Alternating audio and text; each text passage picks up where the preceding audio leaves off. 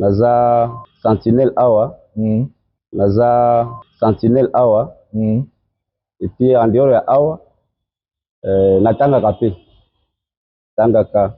Nandimi na kosa parce que pour ça ngeza na zo akaka mbongo, on a l'occasion de continuer dans l'étude ou soit na prêter seulement comme défenseur judiciaire. On va musala mo soni des fois. Comme le repère des fois, comme il place mon boy, olingi bat baye baté ko sala musala o.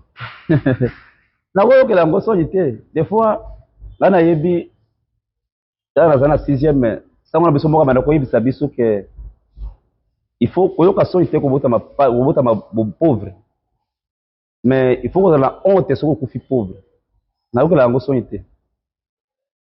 Na ngoso jité baninga même mes amis na l'école, à l'université ba yebi que non. Ça ça kana yebi que non, na travailler kana ça sentinelle, gardinage na sala. Et tu es fier de ça parce qu'ils ont toujours soumis pour le lot autant la classe. Jamais vous avez force, il faut que non. L'hôpital was aki sentinelle, l'hôpital na sisi classe na comme maître to juge. Et pour ça la ngaya sengo makase. Surtout comment partir ba 20h, 21h, moninga moka kulala moka vana na porte. So ola la vana na droit ola la combien des heures? 2 heures d'état. Aussi moninga 2 heures d'état. Alali 20h tu 21h 22h à la muki. Yo pe olali de 22h, 23h, 0h au Lamouki. Pas dire 0h pour bandi misala parce que le matin, on doit s'accouler malatongo, on soit témoin de Kobe, tabako taché l'escalier, faut ça misala surtout la boutou. La fouta kanda, la 5 dollars. Ou combien? La 5 dollars. 5 dollars. Pierrot gagne combien par mois? Par mois, grâce à Nabino, le lot, nazotanga, nazoko qui sa rêve nanga ya kosisa université. Oyo, na badako rêvé depuis moi izate na baboti famille ko tiele lekia passe papa demi et nous font la portail tika non tika font là ça musala eh OK eh ça musala tout ça la mission na la réalité donc on peut pas l'empêcher de faire son travail. Voilà chers amis téléspectateurs le parcours d'un champion quelqu'un qui a accepté de faire ce genre de travail comme gardien, comme sentinelle pour que à ta classe. Na kwa sa jeune azoluka na mbango il faut kozwata lelo ozala ngai nazotanga na mbongo ya sentinelle na porte mais nazotanga lobi na koza o na kanaki kozala ekosimba il faut koluka zwata koluka mbongo na lomango te osala ngai na yebisa même mama na ngai papa za le suscité na kosala nyonso possible kozala heureuse etikala kaka na yo et puis nayebisa mama réalité na yo kutu na Kinshasa ata leki na moko te soki na 8 te akoya Kinshasa te ni yo ni leki na kata moko te ibele na supporter oso ko supporter la voix du peuple c'était bien Vincent Chilouizi étoile de la presse. La voix du peuple, toujours longueur d'avance. Les informations partout dans le monde. On parle souvent de ministres, de stars, de patrons, mais on oublie souvent catégorie ya bandeko monko oyo bakengela bango, les oubliés. C'est-à-dire bandeko oyo pongi ebosana bango. Tango biso tolalaka pongi bango bazaka obligé ya kozala ya veiller. Il est 14h juste pendant que la journée est en train de continuer. Yé tango na ye ya musala esili. Il s'appelle Pierrot. Aujourd'hui na contexte na cadre émission na biso mombongo à Kinshasa toyeko lukaye pour to solane to découvrir quelle est la vie au sentinelle gardien à Menara Awa na ville à Kinshasa. Quel est le train de vie d'un sentinelle? On va parler de lui, on va lui découvrir ensemble dans l'émission la mission mombongo ya kini pour na sa biso neni ni ba kino bazo vivre na ba différents misala basalaka. Comme vous avez dit, il y aura vraiment tozo ba tout nyonso ba catégorie nyonso ya batu.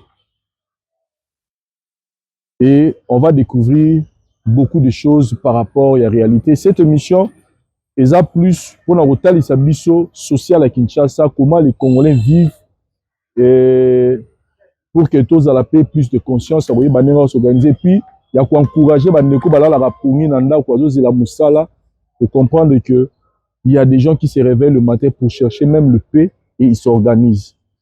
On va entrer, et si Kao Yondogonabiso Afanda Asala Moussala Naye, il est là d'ailleurs devant, devant la parcelle pour nous accueillir. Pierrot, bonjour. Bonjour.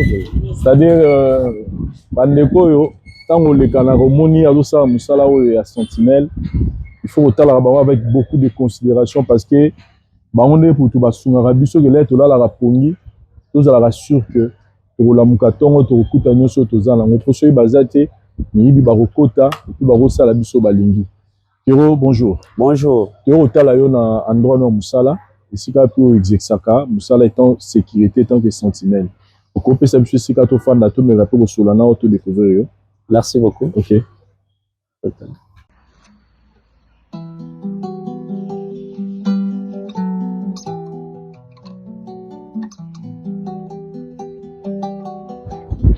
Sinon, calme mes alliés. À qui mes alliés? Ah, ok. Donc, le lot est au Solana, to talisa. Nengeni ni ba musala bosala rezala parce que ça musala moza très très important. Besoin pour protéger ba biloko ya batu, besoin pour protéger ba ngotan obiso to la la pongi. Bino ola la raté. Sinon, on a d'abord on se présenter devant caméra na biso, au balukano boye, to vanda boye. Voilà, on se présenter ça ba na ba téléspectateurs comme nani. Et se présenter un peu, biographie na yoto se plaoyo bam. Merci beaucoup. Omo nanga ezali Lomami Chako Gabriel. Naza Sentinelle awa. Et puis en dehors ya awa natanga kapé. Tangaka. Yango nde la ça sala ka vraiment les Sentinelle pour le premier lieu. Monsieur après ils ont tanga. OK. Tanga. Pierrot, au yebisi biso lobi oza Sentinelle et en deuxième lieu otangaka wapi oza na niveau nini? Natanga à l'université. Pour le moment naza na année terminale na master D droit public. Ça moi histoire ngulai pour la zui en tant que moi bané belé vu que ndenge tozali na mboka oyo papa te mama te il faut tomitangisa biso moko. Nazwa diplôme nanga na 2012. Nazwa diplôme na province. La province ni particulièrement na Sankuru. Sankuru. Okay. Sankuru. Nazwa diplôme nanga na maths physique. Oncle nangai ba parents no baza wapi? Baza na mboka. Kuna na Sankuru. Na Sankuru mama azali papa nde atika biso. OK. Alors les na tangisi yo ti yo diplôme d'état.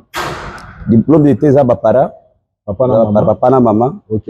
Il a boka papa na mama na école. Si yo diplôme d'état papa za ki en fi. Oui. Ay beaucoup fa na moment nini? Après papa beaucoup fa la diplôme. Yo diplôme d'état en 2012. Mais papa ti a kufa ils ont combien de temps après il a diplôme d'état. En fin de 2000 combien? Papa kufi na 2020. En 2020 après 8 ans. 8 ans après. OK. Yo na Sankuru aussi diplôme d'état. Est-ce que ba parents bazaki na possibilité on a continuer au foot lo Minerval na université? Te bakoki ezalaki te. Ntango nazwi diplôme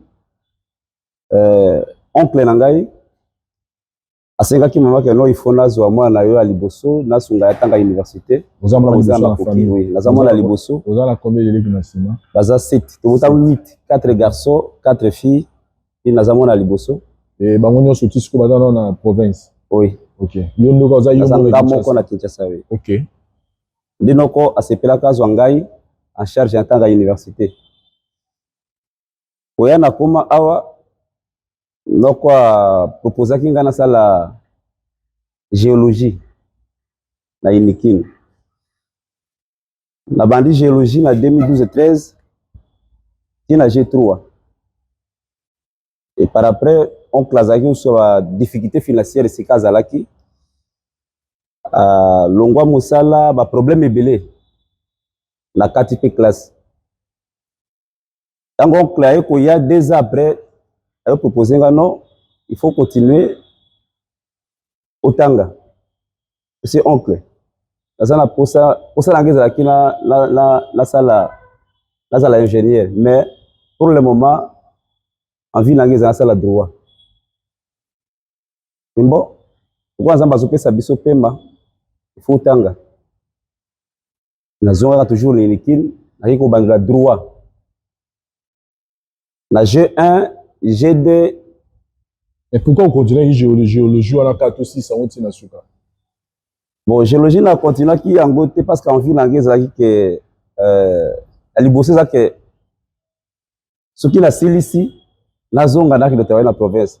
Vu condition ya mboka na technologie na biso géologie retourner la province y'a compliqué nga makasi.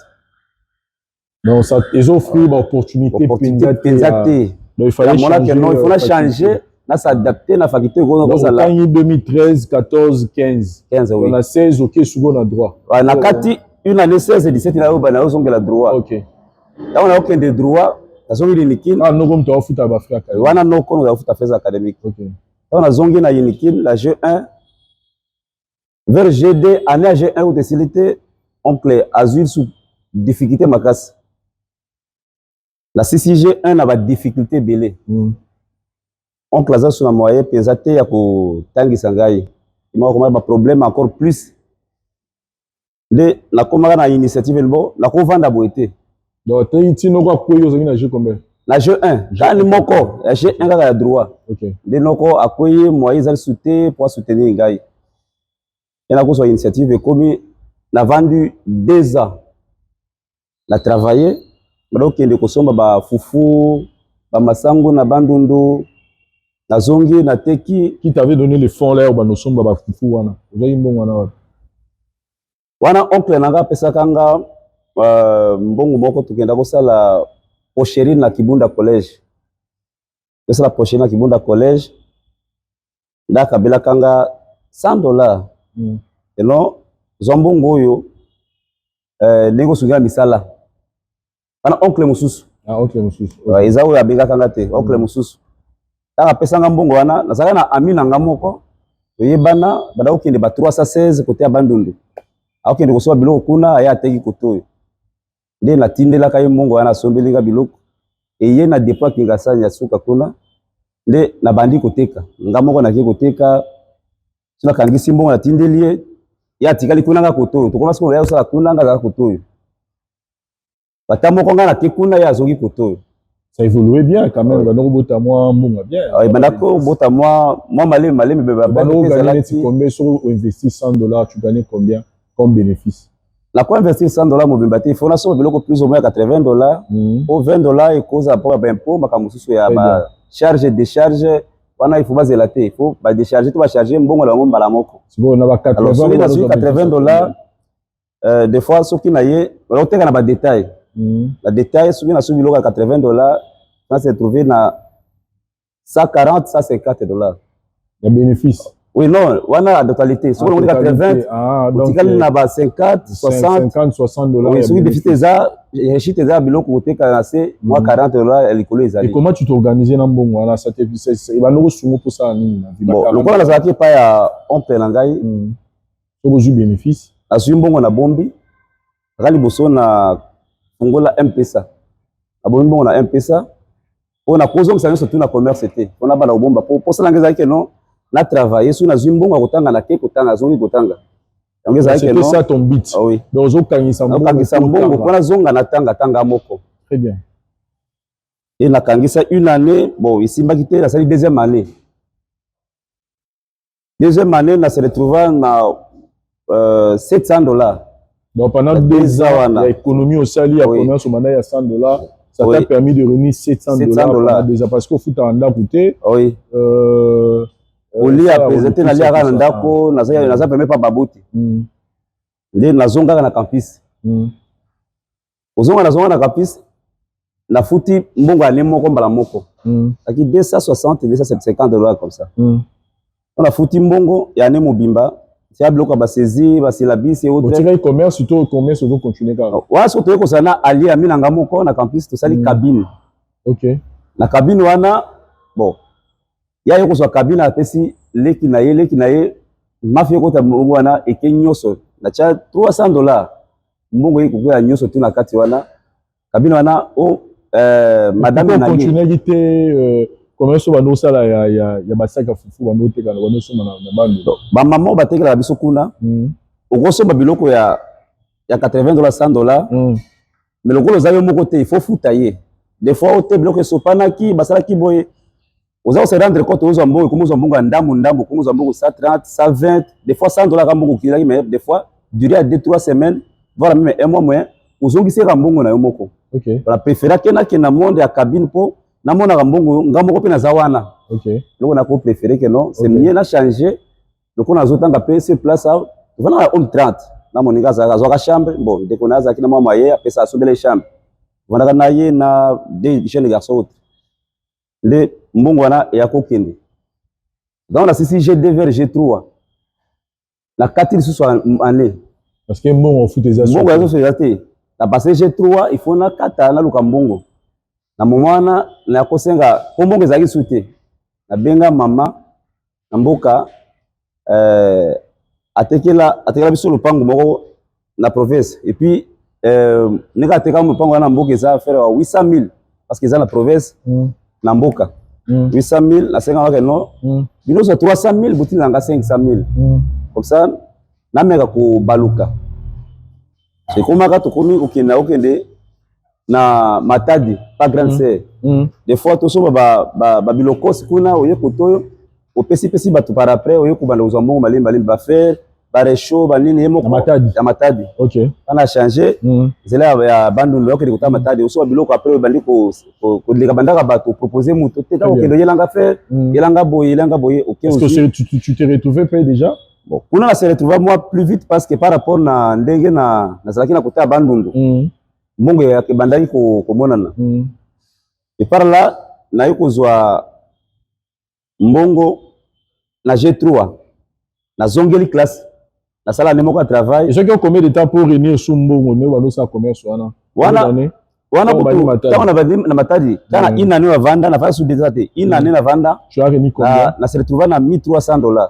OK na $1,300 na $1,300 na se na zaki nango soki na ye ko sala inscription il faut na futa réinscription il faut na futa mbongo mbala moko ya linyoso oyo kutika na banda kubunda na manevre mususu ikutana kasiko na ne 2020 wana papa pe ayi kobela na futa déjà mbongo ya feza académique ya Mobimba ayi kobela na yekozwa mbongo wana ayi ko travailler suka ba ko grâce à la kuna ya famille asombelinga reforma biloko atindelinga na yekozwa na déficit après ozwa mbongo la zimbongo papa beli il faut natina mbongo no hôpital to sunga papa l'hôpital to sali presque 2-3 mois no hôpital pas obela o kenda aux affaires $400-500. Bon nzamba ici simba kité nzamba azwaki molimo na ye na 2020 na 2020 tango yazwi papa kufi na 2020 na sisi G3 na ye kovanda na ye kovanda donc na ye kovanda na vandi vraiment déjà osanga ko baso na luka mbongo na luka na prêter serment pour la défenseur judiciaire comme ça des fois pour travailler voilà na G3 parce qu'on a sisi G3 mais mbongo za sauter po liwa papa na malade papa moi continuer ba mbongo za sauter très bien na kati classe osanga na so na luka mbongo pour na prêter serment pour la tâche de défenseur judiciaire okata na kati classe na yeko mona choix ko travailler ko vanda une année to 2 ans na travailler kaboye ezakité na vandi 2021 2022 même ko travailler ko makasi ko passer makasi passer o to tinda biloko moko na kikwiti to so ba biloko ko monde ya kosomba ba carte mémoire ba adaptateur ba chargeur tinda kikwiti ba tekele kuna ba zongisi mbongo et comment ta moko biloko ko bunga na agence sociale ko libre biloko bungi na agence bese ekuti na vanda vraiment ti 2022-23 2022-23 nde na kozwela ya kosona ba grand frère ka famille no na kovanda boete ifona luka musala mususu très bien ona okuku misunga soit na prêter serment soit nzonga classe tango na kozwa musala awa ya Sentinelle. Et deux wana uteki wapi parce que tu es en train de te battre dans la vie avec un seul objectif, finir tes études. Oui. Je te comprends parce que on est tous passés par là. Aujourd'hui, on a aussi ces classes mais mais tu n'as pas de moyens. Mais à quel moment c'est un ami qui t'a parlé de ça ou yomoka vous avez inspiré c'est venu comment? Bon, le roi pour ça l'anglais aussi sa classe. On a la G3. On a G3. Si G3 mais avant dit vraiment na zo ba deux ans mais tout ça n'était pas, c'est bloqué. Na vandi na bité c'est qu'il faut na lokata musanso ekomona na awa na sala. Donc tu étais prêt à tout. Musanso se trouve à komona ko sala na sala yango. Na lukambongo. Nyoso na komona na sala.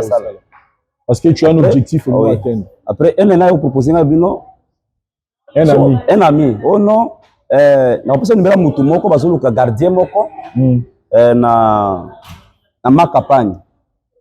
Ça va?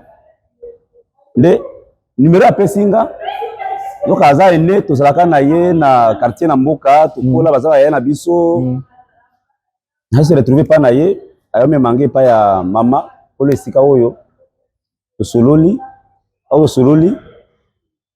na bandi kosala musala ya gardinage apesi biso principe na ndenge ezalaka non tokengelaka bato na biloko na bango toyaka kolala te tokengela vraiment bato na biloko na bango. Bon nandimi na kosala parce que pour ça ngeza na zo kaka mbongo on a lokana continuer na ba étude ou soit na prêter seulement comme de façon judiciaire. Dans la zui musala wa idée yeko ilanga en 2023 en 2023. OK. Idée yeko ilanga na travailler ta inanya bo mbongo comme ça na zonga na kende na mazasu classe.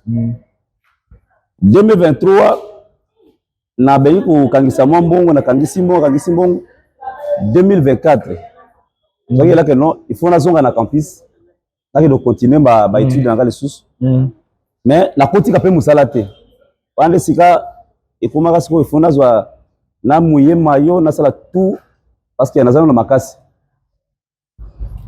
na que vi ba ta ya cours na campus ya kozo siko moi ta complication par rapport na musala ba yende na kutana musala to bande au début ko yoka na uswat ya sala ka jour ngana sala ka nuit o jour na ngele rata ini na kala na université nuit na ngana kati ya musala to bandi ko meka bandi limesana pas teni yimbo si c'est comme ça il faut na kende na privé parce que sinon on a okende du matin au soir banda tongo tina pourquoi so wako ta musala ko to boyi ba transport na yemo ko to senga service eza aide façon nganga senga ko aide takele on a kotana musala abandi ko compliquer nga muke abandi ko compliquer nga j'avais fait plus vite possible ya kozwa ya koluka dossier na ngai na kene na privé o na sala jour ou soir alors na ko décider na kene na Sepromad du dossier na kene université Sepromad na sala vacation soir alors le quoi ça na musala wa 3 jours na musala 3 jours na ndako na repos na yeko bonde toujours ene na ngawana FC soki naza na cours to TP to exposé to interrogation au tir na journée na kei na ozonga soki na ko doubler jour mususu on a libre na na cours te to yokani ça va nde na yeko kende inscrit na Sepromad na privé etake mbongo ko tozozwa awa pe ezo permettre te na momana ya ko so ma promesse sérieux susu na ndako te be compression ti on a zui musala wa na zui ndako alongo sikoyo Vanda wapi na komi nini? Kana na Masina Petro Congo. OK, au foot la studio na yo. Oui, na foot la studio na ngai. Kana zwinda ko na komala keno, ndé na zwinda ko boy. Et puis na zotanga. Mongo bazofuta ngai ko sifirité. Et puis en plus des fois maman za makasité ba l'équipe na moko ko benga ba yibika ya kenda Kinshasa boy ba ko benga ba ko déranger toujours. Si na futa mimbongo na fait du mois. Si sont obligés na 3 jours quand tu vas ça 4 na ko 5 baninga to ba ça 4 jours à repos 4 jours à musala. Si sont obligés il y a aucun de plateau des fois na osoma makala 20 sacs 10 sacs avant d'ici na dépôt ba otekelanga détail. Après, si on a récolté mon, on a fait mon ndako, on a économisé à tout le monde l'école. nde nakoma sikoyo so difficulté nazalaka nango plus eza ke moment ya bainterrogation to ndenge naza na master d na suka il faut travail il faut mona okoyeba heure directeur akobenga yo nazovoyage lobi nazokende boye nazo obligé ya kobenga yene wana na secours au même temps ou bakobenga na université et puis je suis obligé ya kozala la page na tous les notes sur basyllabis parce que sinon bajour na mosala koto baninga baza na cours sinon kozala retard. Voilà, j'aimerais tosugana no wana tozui parcours ya champion. Moi je t'appelle champion parce que c'est pas donné à tout le monde. De l'autre toza ba jeune belé et puis biloko na mona mingi kana na bandeko ba utara mingi, je vais pas dire à 100%, mais na mona biloko mingi ba utara mingi province. Je me dis c'est comme si ba utara province, bazara plus ça va bien maman, bazara plus bonjour, bazara plus na conscience pour le cas biso bakinois. Voir ce genre des ambitions, ce genre d'objectifs, je sens que ils ont ma casse. Donc un étudiant qui se transforme en sentinelle pour payer ses études, c'est pas facile. Question le bosso nangana tout d'abord, toko tasko na musala na yozo sala oyoyo. Au sala na butu. Explique-nous un peu ta journée tango ya kokota na musala erni. Aux arana droit ya pungi à combien des heures na butu, comment tu fonctionnes? Dès que tu as vécu na tant que sentinelle au fifa nini au kota musala ernini, comment tu fonctionnes, c'est quoi tes tâches, et puis na butu est-ce que aux arana droit pungi ou là la ernini ou la bra ernini. Merci beaucoup. Dès que kota musala 4 jours na musala si na koti musala je vais vous passer na biso propriété zala balingi bazobi mais faut basala nyoso tout to koti tâche na biso za kotia propriété okombola kopangusa ba escalier parce que ça gardinage za juste la sécurité mais gardinage il faut okombola ba escalier opangusi komona se osopima ba fleur et puis le quoi toza 2 si tu commences à partir ba 20h 21h moninga moka kulala moka vana na porte au là la droit au là la combien des heures 2 heures du temps aussi moninga 2 heures du temps alali 20h tu 21h 22h à la mouki yo pe ulali de 22h 23h 0h la mouki pas 0h pour bandi misala parce que le matin mutu sa kulma na tongo usote mule ko beta bako tacher l'escalier faut ça misala surtout na butu vous obligé à partir de 0h tout là la soute soki moninga tika na se motika moninga mati likola bandi osala misala yo lembo kiti moninga mati pona ko éviter locataire za libanda mutu afaya kota lala bando klaxonner pipi wana ekosimba te faut mutu moka za la permanent na porte. OK, c'est neto kota ka bozana droit ya 2 heures banda 19h 20h moka alali 20h 22h tu donc tu as droit à 2 heures de 2 sommeil. Heures à sommeil Et des 0h à 6h tu n'as plus le droit de dormir parce que tu dois veiller. Oui, tu dois veiller et travailler. Veiller travailler. Oui. Et dans la journée, vous avez aussi le temps de se reposer parce que le cerveau vous a pour sa repos. Comment vous faites la journée et ton baka soki bozana grâce à samedi dimanche parce que ko jouer na timing ya ba locataire te pour les sika pa koya ko senga biso parfois tout ça musala isika boye to akotinda yo to akobenga moninga so la journée so tombé samedi dimanche nde bokoza na grâce on se ba kele église moninga kola la yo tikale moko na porte vendre au samedi za férié dimanche pesa férié so tombé la ba jour wana de chance ya bina kola na moi yango wana mais so tombé samedi dimanche te bozana droit kola na moi te.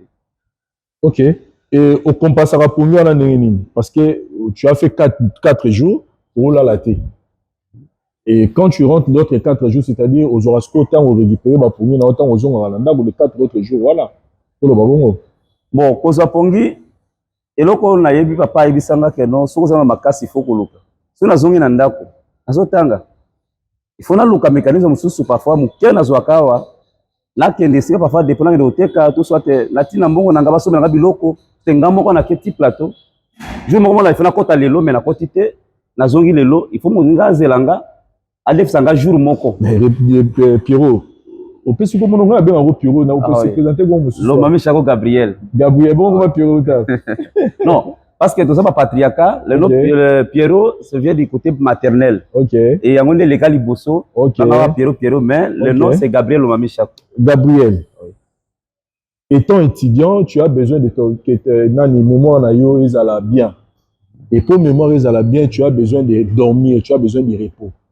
Parce que sur une thèse peut mater, même si on réviser, tu auras des difficultés à maîtriser ma camozo. Comment tu fais alors pour que les gens na bimiawa des fois ceux qui na tilaki mbongo atinaka marchandise ezali na zui moto à côté que langai sur na bimi awa donc na vacation soir na kenda ko ba mona lali na kola moka 12h na kena dépôt na tala su wa teka so ba teki ndenge ni na zongi ça c'est pas il faut na que des classes ça na grâce à kola ma mingi na butu et puis na butu ango il faut qu'on travaille au même moment parce que très bien c'est pas mémoire il faut na travailler yebisa biso na no lelo butu lelo le gars nene butu lelo ne toza lelo dimanche nuit à samedi tu toko lelo na tongo le gars nene c'était sécurisé est-ce que il y a eu un incident il y a eu quelque chose muyibi au monde que le moi suspect butu lelo le nene butu lelo eloko to remaraka mingi auto via surtout mingi na babutu surtout ba samedi dimanche le butu lelo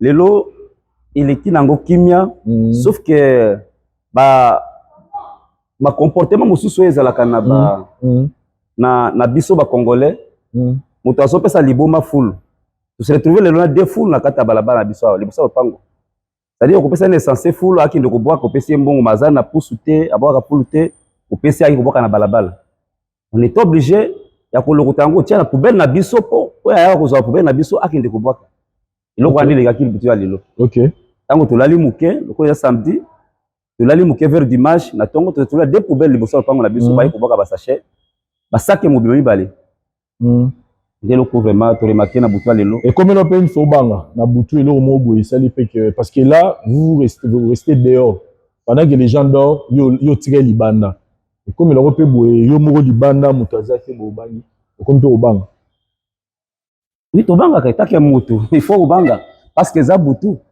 faut obanga mais des fois obangi me webi ke no a défi na ngao il faut kana sa musalo na zo ka mbongo ça choix sauter so teka mutu keka wana ba moko bangi kembala moko mais take mutu ko banga parce qu'il arrive des fois ba civique ba legalika ka mutu akwa des fois senga umai nzoka kwa invitation mususu to kutana ngo déjà o senga umai nzoka kutana kati boye abiminga za hotel zo azaka mwata perda déjà mutu obo misé comme problème bozo banga ba rétroviseur mituka bato ya ko pe ba osaba désordre na kati ba vitre ola musape bato po bato mususu dezo na kati moyen to tia makena na ces actes po mutu so la muki akopesa rapport pe musale sile ezala bien te pona bino eloko to banga ka moko otake mutu ko banga parce que butu vani libanda parfois moni ko travailler to ali muke vani na libanda et parlons un peu de la santé là on a parlé à problème il y a sommeil aussi sûr que non occupation rango sobo bino bino salaka mais quand vous dormez dehors tu dis que tu es dans un pays moko tropical c'est-à-dire tu es dans la maladie oyo et la biso na nzela peut-être il y a des insectes par exemple est-ce que comme la recobélie malaria to sali coup de froid mo parce que tu kalagi libanda est-ce qu'il arrive la robe baka ya bongo il arrivera plusieurs fois il y a qu'un autre à moto plusieurs fois il arrivera des fois au vanda boipo to la libanda bangongeza partout to ça exposé vraiment la maladie de belé bon si malade yé des fois sengi moninga non ça langa ba jour nango na za ba kisi na mandako to kila malaria soki na zongi na koya ko récupérer yo ko kina yo pe repos soko moni que ça va o ipena ba kisi na ozomela pe na musala on a éviter ouais ça ba fois 8 jours une semaine est-ce que vous prenez pas les dispositions pour peut-être bangongi ba soit ote na butu ba kisi ba disposition des fois tout ça kana des va luanda boye mpepe moko mona pe ya une fois papa na biso moko ça non et botu ba kisa ngongi wana mpepe ezomema c'est mieux aussi confort upakoli na nzoto malgré les autres ba chaleur ne longi munga kwa super na ote et chaque après 4 heures il faut pakola sous parce que et mpeme sur gaz wana si la c'est que des fois confort ou soit des fois vanda kawana to komona balika so meole ngajaji ole ke non ote ngaja wana ezakisi ya malaria soko zoli yango mingi ko bela malaria te et soko beli c'est toi-même qui te prends en charge parce que aux yeux malades peut-être non de ça est-ce que yo monde tourne sur en charge bien responsable de boss na bino muto a genre en charge na bino sur obeli obela non obela so obela la charge na moko soki des fois accident ya musala les aides que koya et pas ya boss tout responsable. OK. Kobela vraiment aide za raté. Et bon côté kolia na bino na musala, comment vous faites? Ils ont la charge na bino ou bien ils ont toujours dans la charge ya boss na bino? Kolia tolia na musala ils biso mo na uba futa biso. Et le transport donc vous avez déjà un contrat. Oui, na contrat. Salaire à futa na biso na kolia na transport ils ont tout na carte. Parlons maintenant du salaire. Ce qui est important, c'est pour ça l'émission na biso to découvrir comment les sentinelles, le gardiennage, comment va vivre à Awa. Pierrot gagne combien par mois? Par mois, Pierrot gagne $150. Pierrot gagne $150. Pierrot quand il gagne $150, par mois, tu travailles comme au lobby 4 jours par semaine. 4 jours par semaine. Donc tu travailles comme 12 jours le mois. Non, comme tu as deux équipes, on est obligé de travailler 15 jours dans le mois. 15 jours à repos, 15 jours à nuit. Mais par rapport à la termine, on peut ça 4 jours, vous avez 4 jours, vous avez 4 jours. Alors ça va 15 jours. Vous avez 15 jours, jour et nuit, dans Moussala. Et puis 15 jours à repos. Tu es payé $150 pour 15 jours de nuit. Et jour. Et jour. Oui. Ça te fait comment quand tu calcules tout ça que je mets ma vie c'est pas en danger? Oui, c'est vrai, tu ne vas pas en danger. C'est-à-dire que quand tu calcules, tu vois tout ce que tu fais comme travail et tu gagnes $150 le mois. Tu te dis, c'est bon comme salaire ou bien tu te dis c'est tellement payé par rapport à peut-être ma sacrifice dans la salaire. Ah, ils ont mouqué. Il arrive des fois que ce qu'ils ont na kwa makolo bana petro kongoti awa. Je fais le pied et makolo. Et des fois, ce qu'on oublie que non, na calculé ba transport na kinda kanda kuzunga, on se retrouve dans mois parfois $60-70. Pour le transport na utubia kana kati. Si vous avez au sel en calcul. C'est un calcul na yo tant on aura $150 par mois. Même ça nous nous gérera mois. Comment tu fais? Je te donne par exemple là il a juste on ce qu'on a le patron na yo, na foutu yo $150. Comment tu gères les $150? Donc on foutu $150 na mois. Et na zalaka na zimbongo. Alors on mbongo bateau. Ya futa ndako. La $5 combien? La $5. $5. Et tu gagnes $115. C'est $115. Donc tu as dit m'ter. Vas-y mon frère. Tu songeras toujours gaga. Ouais, vas-y. Parce qu'il arrive des fois où vous allez musala yo. Au cours même un mois, 2 mois à l'église était. Ba dimanche tu vas à musala. So il faut y aller au cours musala, musala. Alors si on a ça $50 à l'anglaise, $5 ya ndako na pesi $5 pour na mai na kura. Na pesi tu kali na oui. Na $110. Na tika na $110. OK. Alors on ngai lina zalaka na ndako chaque fin du mois nazo obligé à kolongola $70 pour na vacciner ça la tipo to utinda basombelanga biloko na bandundu sombelanga masango mona soki na sombi mbata to ayebi c'est-à-dire ça que moko bakanga kango eza pour les gars ça niveau à sac à cycle à 50 kg wana dans mbata. OK. Osombi mbata ba mo batela ka bayebi yango osombi mbata eza pour le somba kango ba 80 000 na ba transport tout quoi nango et go ça ba 110 000 comme ça. Donc sur le $70 wana pour somber mbata mbata tu le wana 70 50 mois et tu as $40. Tu as $40 bon. Naza obligé à kolongola $20 kolia na ngai na ba transport nanga. Sauf que si je suis obligé à faire le pied. Donc tu veux nous dire qu'il y a des fois à musala a wa makolo. Na makolo. Olongwe masina tikitambo makolo. Plusieurs fois. Ça va témoignage. L'arrivée des fois na beli na comme la victoire na kokite. Na ye na une moto, garçon m'a terra na kwa. Afutelenga moto et par après na yeko pesa mbongo 2 jours après. Parce que na belaki moise na yoko ma awa 10 heures musala. Moi on est obligé à kolongola baninga 7h04 ou 8h. Toi izate auti masina na ye makolo pour transport izate. Donc tu payes $20. Na bomba ka $20 na transport. Mais c'est déjà insuffisant. Moi déjà c'est insuffisant. Oui. Parce que $20 et tu peut-être moi masango moi. Oui, moi pour aller ndako des fois. Mais si on a $70 où yo gagnaka. oyo plutôt pesa rapport que no foot et yo iso melo ba ba bénéfice na yo foot ya on deux autres ngisa otoloba ah oui soki na longoli yango $70 pour la tinda basombela nga biloko soki ye po $70 na chaka na mbongo akosomba na mbongo ba transport ekomela nga na dépôt soki ekomi awa na teki na poste retrouver na 200 000 215 000 wana na 215 000 nayebi ke il faut na longola des fois chaque mois $50 il faut na futa parce que l'école privée na privé toujours futa $600 c'est pommade au deuxième année en gane ya sou $600 alors je suis obligé chaque fin du mois sur la tindi biloko wana ikei là ekozonga avant nazongisa mbongo wana oyo mwa ebima on a futa $50 de futa na école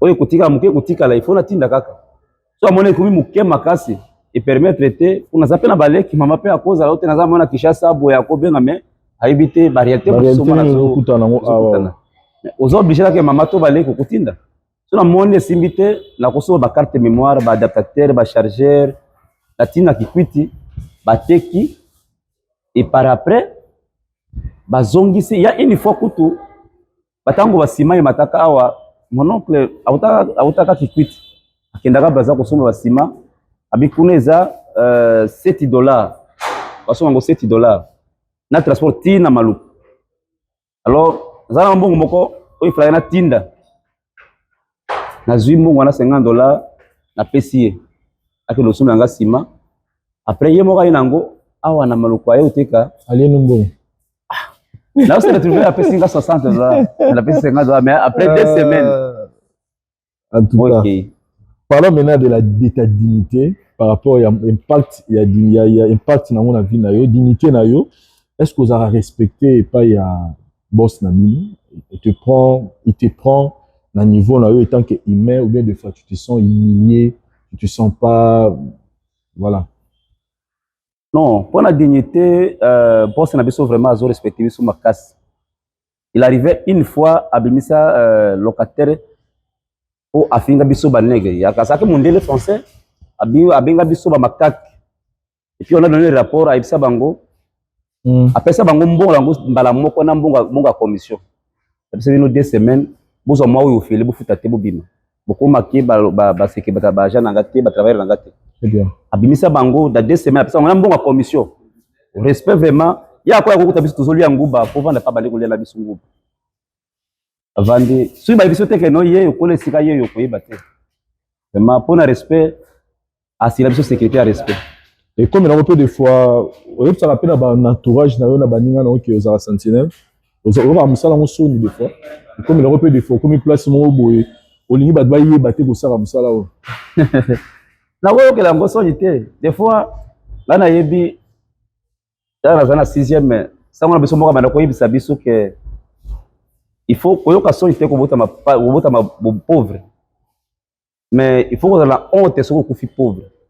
Na yo ke la ngo soni te. Na yo ke la ngo soni te baninga même mes amis na l'école, à l'université ba yebi que non.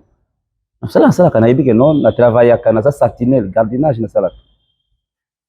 Et tu es fier de ça parce qu'il y a toujours sur pour le lot autant la classe. Yamale vous avez force il faut na mona que non l'hôpital wazaki sentinelle lobi na ceci classe na komi maître to juge et ko sala ngai sengo makase bango ko na témoignage te à travailler pas na ngai moi je ko ma travailler pas na ngai la yoka ngo sonité OK la ngo sonité et là on nous so sali depuis tano so sali depuis 2023 ti lelo na lupango exploit mo boye peut-être mutu mo nga yiba to lo mo ngi sala ma yo mutu obimaka tam so sauva na musalo sala.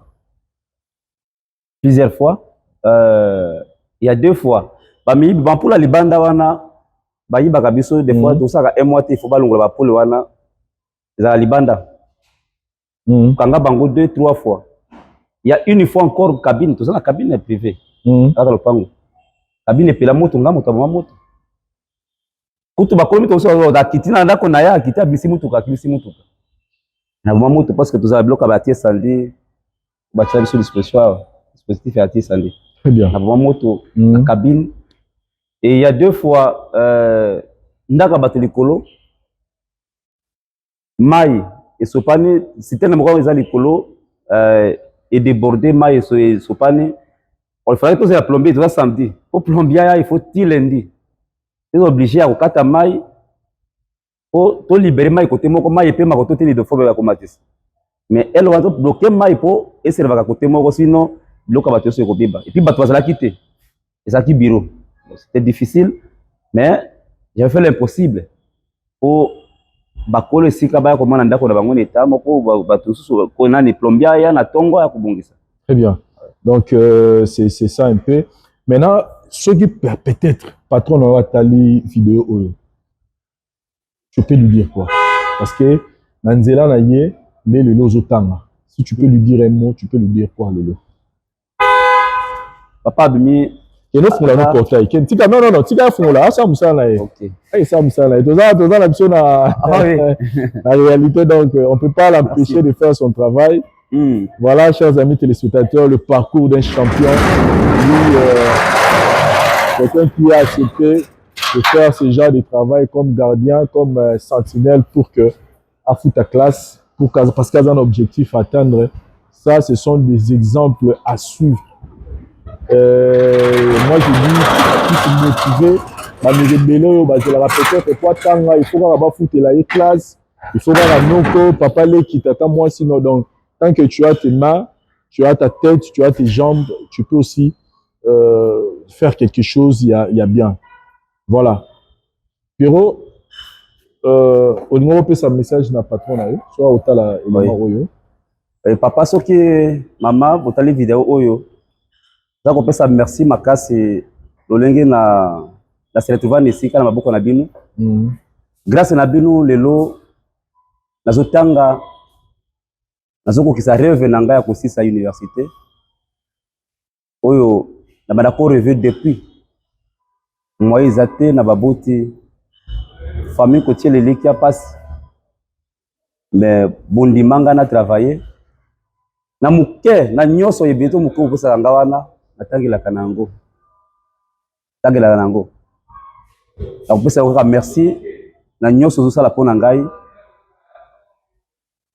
et puis okoba na mosusu nyoso na mutema malamu oza na yango et eza na jeune moko oyo ye pas dans pour ça comme asala qui sentinelle pour qu'il gagne mbongo mbango oyibisa yini bon eloko na pesa conseil la baninga vie ya mbango ezalaka te na mokile faut kopesa ta na likambo nyonso il faut luka ya yo parce que ya mutu passe ye pas na posa na ye azana posa na makambo na ya sala ye pe aluka luka bato mosusu soko tie vie na maboko ya mutu eza passe na kosa jeune azoluka na mbango il faut kozwa ta lelo ozala ngai nazotanga na mbongo ya satinel na porte mais nazotanga lobi na koza oyo na kanaki kozala ekosimba il faut koluka zwa ta koluka mbongo na lomango te donc la pesa conseil yango wana et gouvernement na biso olobani parce que aujourd'hui tu te retrouves sentinelle parce que l'ingotanga lelo toyebi que na mboka na biso po moto atanga il faut azala na mbongo. Je ne sais pas na bamboka mosusu so esalama ndeni mais s'il faut dire un mot na bakonzi ya mboka koloba nini mpona bandeko mosusu pe lelo yo ozosilisa tu as fait les sentinelles mais peut-être d'autres personnes ne sauront pas le faire mais aza na posa kende classe s'il faut dire un mot na gouvernement na biso koloba nini etant que sentinelle eloko na kosenga na bakonzi nyonso tu ya mboka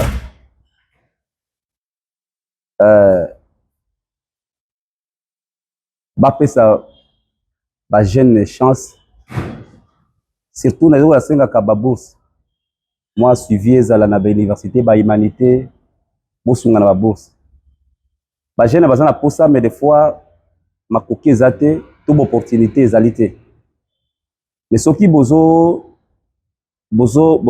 ko établir comité à suivi na ba secteur nyonso et kosunga biso na ba mususu bazoluka lokola ngai to ya bisika o bozali wana bisika esike ko mboki kende liboso totanga pona biso moko te totanga pona mboka totanga pona mboka lelo na silisi na komi juge to avocat na kosambela ka famille na ngai te na kosambisa ka famille na ngai te pona iterete lokumu ya mboka vraiment bakonzi surtout secteur ya enseignement bo sunga ba jeune étudiant na ba bourse basengaka bourse puis suivi ezala méritocratie ezala toza na problème ke soki moto aza na moto moko liboso te eza pasi ata azomérite mais akokoma te tokola kosenga na gouvernement vraiment bosunga ba jeune et puis ata baye nyonso tu basalaka na baprivé po suivi ezala boyeba ndenge bakonzi tu to bachef nde batraitaka batravailleur na bango ekozala malamu mwa valeur ekozala bandenge moso bakoyoka soni bazomaltraite bango na misala na bango awa kosupporte te mpe atiki akomi na efeleya akoka koyoka soni te suivi ezala basecteur nyonso domaine public et tout comme privé suivi ezala boyeba ata moto asalaka domicile ya moto aza traité comment donc tokosenga yango wana oyo nazosenga vraiment botalela biso vraiment bato basalaka na badomaine privé mwa suivi ezala na gouvernement bayeba ndenge batraitaka bango bazovivre lolenge nini na bapatron na bango kozala malamu. Voilà, merci beaucoup. Chers amis téléspectateurs, il s'appelle, moi je l'appelle Pierrot, c'est quelqu'un que je connais. Je l'ai approché pour que na megape pour découvrir comment Sentinelle vivaka Mombongo ya Kinshasa et réalité vérité à terrain en haut toujours c'est la bino à 18h à 20h à 22h pendant que toi tu vas te reposer chez toi à la maison, notre frère va être là devant son poste pour assurer la sécurité. Il y a Bandeko Bazofanda Awa donc c'est-à-dire encourager un bosseur. Il est obligé d'accepter $150 par mois, insuffisant, mais ça peut l'aider pour que lobby assise sa classe. $150 on les a mouqués, mais qu'on permettre lobby à décocher diplôme aux à la valeur parce que et qu'on rapporter et belé. Nous encourageons ce genre de personnes qui, au lieu de faire les SOPK, mais ils préfèrent travailler pour avoir l'argent. Yon de go lali pour ngina ndaku odio zela non kwa tinda mongo zela papa le katinda yaya tinda pokotanga. Voyez ces jeunes qui vient de Sankuru, il a rencontré des difficultés mais il tient bon pour finir ses études. C'est un exemple. Voilà, c'était votre émission Momongo ya Kinshasa avec notre challenger Pierrot. Au mérite de découvrir quotidien aye. C'est une émission qui est là pour motiver, pour inspirer et puis pour réveiller aussi nos dirigeants du pays pour que ça encore mieux pour le peuple congolais. Sinon, on se retrouve, avant qu'on se retrouve prochainement, j'aimerais que Pierrot puisse communiquer son numéro de téléphone parce que je sais et je suis convaincu que ton témoignage a choqué beaucoup de gens, ton témoignage a inspiré beaucoup de gens. Il y a des gens peut-être qui voudront te faire du bien par rapport au monde, à tout ce que tu donnes comme énergie pour tes études, pour ta famille. Au groupe, c'est un numéro dans le téléphone. Numéro nangai ezali 081 87 49 444 81 87 49 444. Au revoir ni un jour pour nos parents nous na bandeko no baza na mboka. Osala nga na yebisa même maman nangai papa za le susciter na kosala nyonso possible ozala heureuse tikala na yo. Et puis na yebisa maman réalité na yo kutu na Kinshasa ata leki na moko te soki na 18 ya koya Kinshasa te ni yo ni leki na kata moko te ibele na supporter oso ko supporter te na okoma objecte na mona yo na papa boswana te papa de survivant na koma rapport papa famille maman basalinga boye maman famille papa basalinga boye. Tout ce que je vis na ba ke no za mumbali na mela yango. Il arrivait des fois que papa m'appelle au téléphone avant kufa, je n'arrive plus à kangi téléphone parce que na ko ko sa yete nazo rappel ko lo réalité te nazo mona nazo vivre. Tu es obligé à kanga téléphone. On a promis à maman papa atiki aloni mais abukité. Nous en abisso moko ta ko ya ki ça so kinga na zuina mi. On se retrouve prochainement. Merci na Château Kolo. Maurice, on est là. assister parce que bientôt, on a émission à la présenter nous serons des présentateurs avec Maurice. Merci na Château Kolo pour la prise de vie et puis réalisation de l'émission. Et merci Nabino Babone tout pour partager l'émission. Concept absolument, c'est comme mon Yakin de l'autre Pierrot qui nous a raconté son histoire qui, moi, personnellement, m'a choqué. Et nous sommes dans la caméra, sinon, on se retrouve prochainement. Bye. Merci beaucoup. Ah. La voix du peuple, oh, la voix du peuple, oh, c'était bien, oh. Vincent Chilouise, étoile de la presse. La voix du peuple, toujours longueur d'avance. Des informations partout dans le monde. La voix du